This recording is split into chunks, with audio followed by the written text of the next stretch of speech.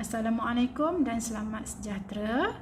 Pada hari ini kita akan membincangkan satu bab dalam tingkatan 4 di bawah tema pembinaan negara, iaitu tajuk 8 ataupun bab 8 pilihan raya, dengan memberi fokus kepada subtopik terakhir dalam bab ini, iaitu 8.4 peranan Kabinet Pertama Persekutuan Tanah Melayu. Seperti biasa, diharap murid-murid dapat membuat sedikit imbas kembali mengenai topik pelajaran sebelum ini, 8.1, 8.2 dan juga 8.3, supaya dapat membuat berkaitan dengan topik yang kita akan pelajari pada hari ini. Kita lihat kepada standard pembelajaran 11.2.4, menghuraikan dengan jelas peranan Kabinet Pertama Persekutuan Tanah Melayu. Manakala untuk objektif pembelajaran pula, diharap pada akhir pembelajaran nanti murid-murid akan dapat menghuraikan dengan jelas peranan Kabinet Pertama Persekutuan Tanah Melayu.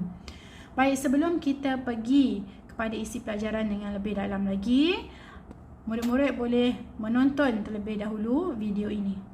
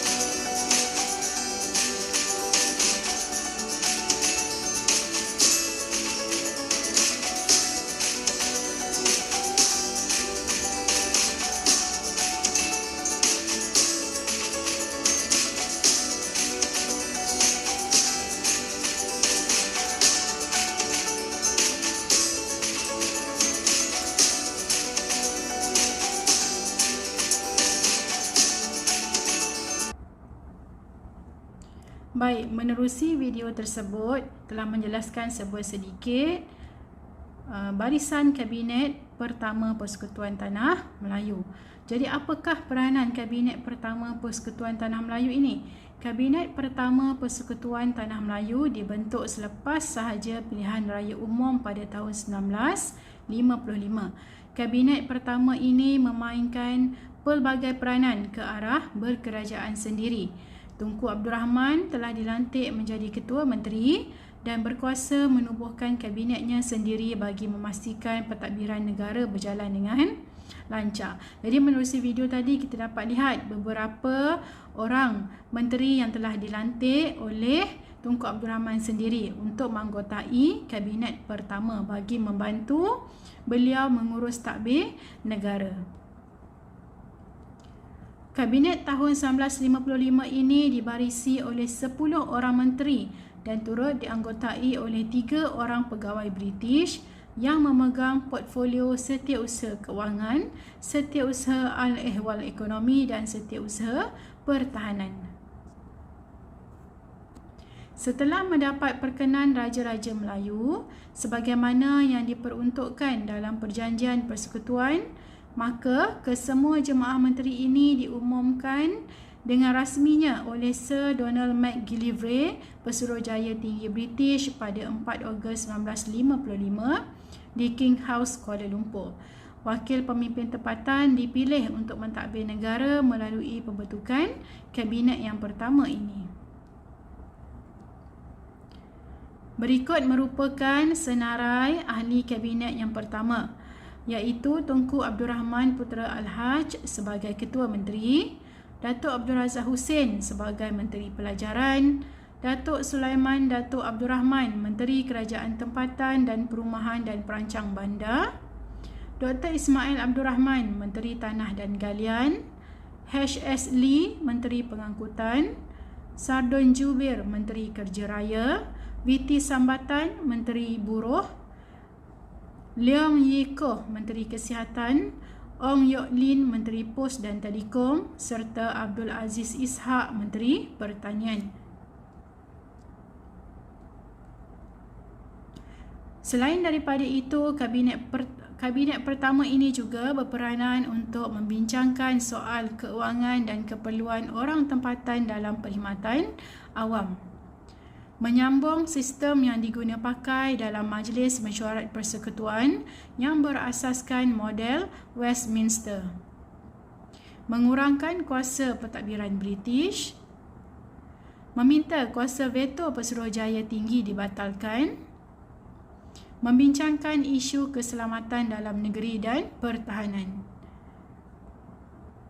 Sebagai Ketua Menteri, Tunku Abdul Rahman bertanggungjawab menunaikan mandat daripada rakyat untuk mencapai kemerdekaan negara. Manakala Menteri Pelajaran pada ketika itu, Datuk Abdul Razak Husin pula berperanan penting untuk membina bangsa yang bersatu melalui sistem pendidikan. Menteri Buruh, V.T. Sambatan pula melaksanakan tugas terawalnya bersama-sama dengan menteri lain untuk menjadikan perkhidmatan awam bercorak tempatan. Beliau mengurangkan pegawai Eropah dalam Malayan Civil Service MCS secara berperingkat. Ini bertujuan bagi memberi peluang ataupun membuka peluang pekerjaan kepada rakyat tempatan. Begitu juga dengan Leong Ye Koh yang dilantik sebagai Menteri Kesihatan, di mana beliau bertanggungjawab untuk memenuhi manifesto Parti Perikatan. Beliau juga dikehendaki menjalankan rancangan secara meluas dengan meningkatkan mutu perkhidmatan perubatan dan kesihatan secepat mungkin dalam tempoh negara menuju berkerajaan sendiri. Ini merupakan barisan Kabinet pertama Persekutuan Tanah Melayu 1955. Jadi, kesimpulan yang kita dapat buat dalam topik 8.4 ini ialah Kabinet pertama Persekutuan Tanah Melayu memperlihatkan barisan pemimpin yang berwibawa.